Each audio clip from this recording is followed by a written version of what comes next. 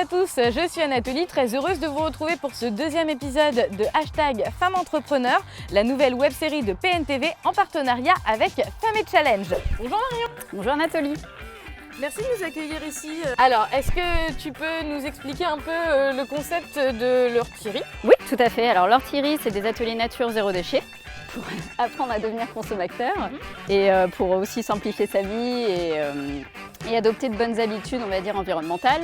Et à côté, en fait, je fais aussi de la couture et je fabrique des accessoires zéro déchet avec le plus possible de tissus en fait recyclés. Et du coup, est-ce que tu peux nous montrer un petit peu les objets que tu fabriques, par exemple celui que tu as commencé à faire en premier ou celui qui marche le mieux ?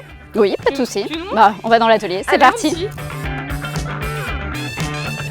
Écoute, c'est très sympa ton atelier. Oui, bah écoute, c'est ça, tout à mon image. Alors tu vois, j'adore recycler chiner des vieux meubles, les refaire à ma sauce. Donc là, tous les meubles, c'est des meubles que j'ai eu soit sur le Bon Coin, soit qu'on m'a donné. Et tout ce qu'on voit ici, c'est ce que tu utilises pour fabriquer tes produits ? Oui, c'est ça. Là, tu vois, je stocke ma laine, je stocke mes tissus. Donc, par exemple, ça va être, là, c'est un vieux body que ma fille avait, qu'elle a attaché. Je vais en faire quelque chose. À chaque fois, j'ai récupéré beaucoup de chemises avec lesquelles, je vais faire des sacs à baguettes, des sacs de vrac, etc. Celui que je trouve rigolo, c'est vraiment le sac à baguettes parce que ça épate tout le monde avec les petites manches de chemise, c'est marrant. Puis c'est super simple en fait de refuser son sac capin. En fait, quand tu prends ta tradition, t'amènes ton petit sac. Il n'y a même pas besoin de la nettoyer parce qu'une baguette, c'est propre. Si tu as un sandwich, tu le mets dedans et puis après tu le mets à la machine. Mais il n'y a pas...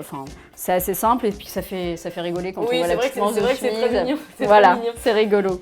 Je te propose qu'on se retrouve tout de suite dehors pour la suite de cette discussion dans ce beau cadre. Tout à fait, on va dans le jardin, c'est parti.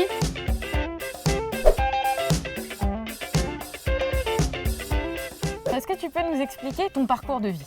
Oui, tout à fait. Alors, j'ai fait un bac économique et social, ensuite j'ai fait des études, un DUT information communication, et ensuite une licence pro documentaliste d'entreprise.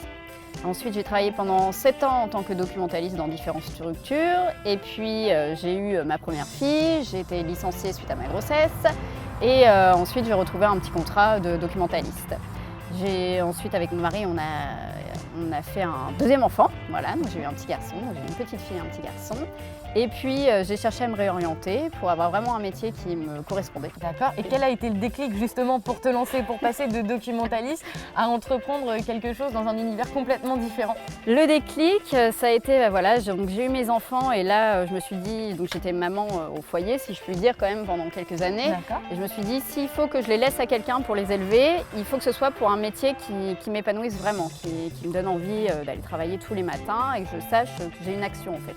Et qui a un impact sur mon métier. Déjà, tu sens que ça a changé quelque chose dans ta vie ? Oui, ça a changé beaucoup de choses dans ma vie. C'est vrai que d'être maman plus entrepreneur, ma vie est bien remplie, je ne le cache pas, mais c'est super d'aller travailler, de se lever le matin et de savoir qu'on travaille dans quelque chose qui nous plaît, c'est génial. Ça doit être génial, mais ça doit être un peu fatigant. Dans les moments où justement la fatigue se fait ressentir, est-ce qu'il y a un endroit dans lequel tu aimes t'évader, dans lequel tu te sens particulièrement bien ?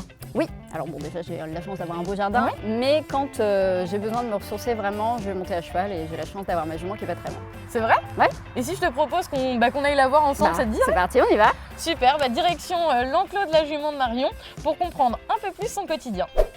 Celle qui nous regarde. La Marron ? Oui, l'Alzane, voilà, pour les termes techniques.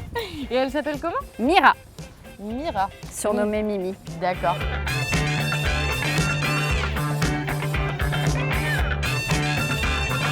Qu'est-ce que tu pourrais dire à ceux qui nous regardent et qui hésiteraient à se lancer, qui se poseraient des questions, qui attendraient le déclic, quoi ? Le déclic, c'est ça. C'est quoi alors ton conseil pour eux alors ? Eh bien, de ne pas hésiter à aller voir justement des professionnels qui vont vous accompagner, donc que ce soit la CCI, que ce soit d'autres accompagnateurs en fait, pour poser sur papier déjà tout le projet, bien réfléchir à la phase et surtout savoir se faire accompagner.